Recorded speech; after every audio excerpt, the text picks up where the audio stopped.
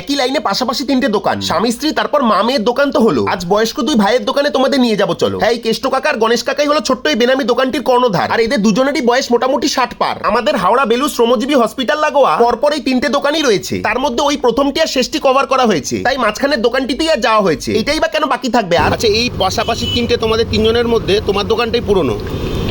সকালে পাই এই যে রাধা বল্লভী, হ্যাঁ। ঘুগনি, হ্যাঁ। টোস্ট, আচ্ছা, চা, পরে? ডিমের আমলেট, রাধা বল্লভী 7 টাকা পিস, ঘুগনি 20, আর ডিম টোস্ট কত? 25।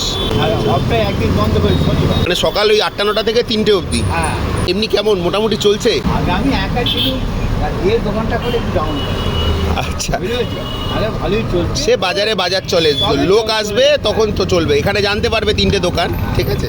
প্রতিযোগিতা কম বেশি সব জায়গাতেই রয়েছে, তবে ওনারা একটু চিন্তিত কারণ দুজনেরই তো অনেকটা বয়স হয়েছে। রাধা বল্লভী আর ডিম টোস্ট দুটোই ভালো খেলাম, আর এই তিনটে দোকানেরই খাবার ভালো, এটুকু বলে গেলাম। Bye bye.